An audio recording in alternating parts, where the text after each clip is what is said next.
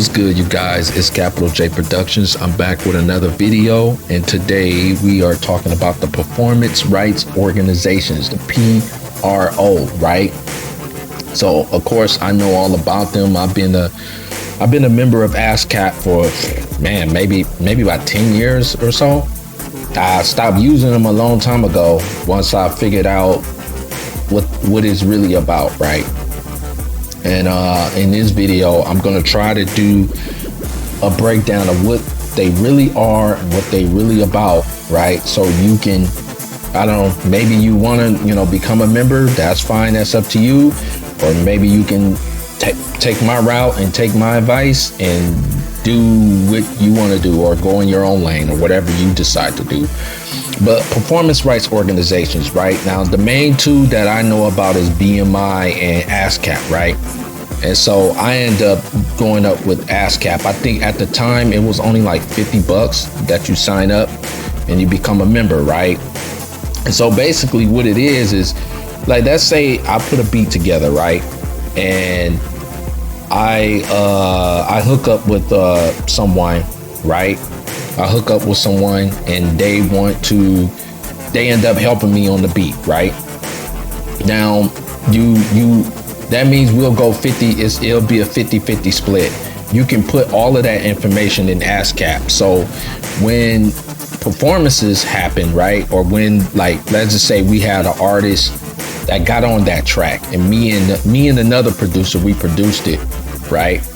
So of course the artist will get, their share, I would get my share, the other producer would get his share, right?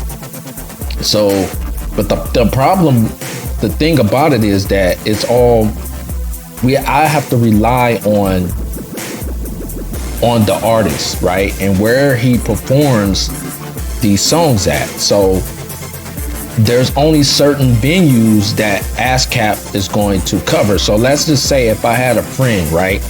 And that friend owns a bar, right? Or it's a little bar. They just open it up, right?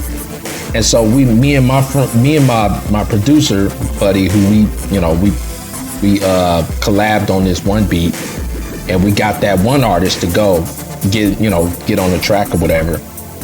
And he wants to perform at my buddy's bar, but ASCAP says, well, hey, they're not in our system. So you guys are not going to get paid every time that artist goes to that one bar, because he's not in our system. So I don't know what paperwork that bar will have to fill out or whatever, but ASCAP will actually, they have a list of venues that they basically cover. And if your artists don't play in these venues that's under ASCAP's, right, list, or their directory, I guess I should say, then it won't count and you guys won't get paid. And that's my biggest problem about ASCAP, is that they take control, right?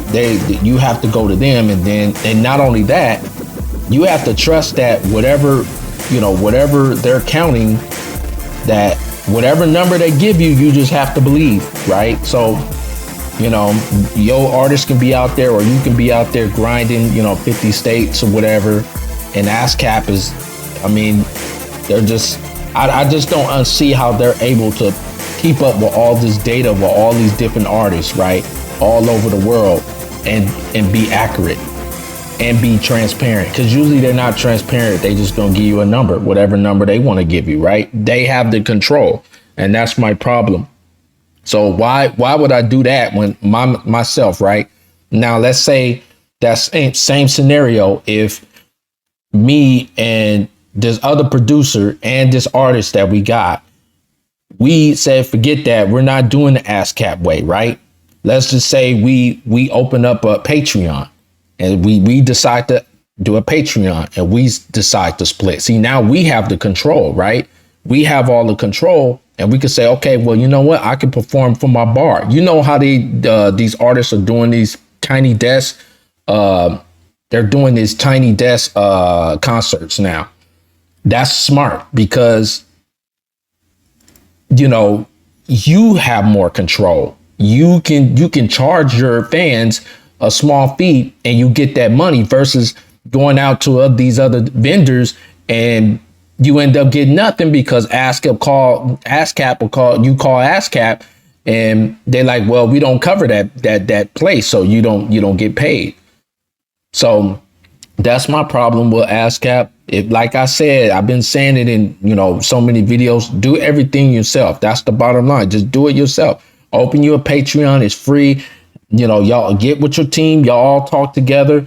And you know what I'm saying? Y'all can come up with fees and y'all can come up with ways to charge people no matter where you perform at. And you don't need nobody's approval. You don't need to go through all these hoops and you don't have to have all these other people go through all these other hoops. You can just do all of it yourself. And that's the bottom line. So that's my video on these performance rights organizations. They all work the same. You just got to figure it out. But it's up to you. OK, if you want, because a lot of these people in this game, they're going to hype it up.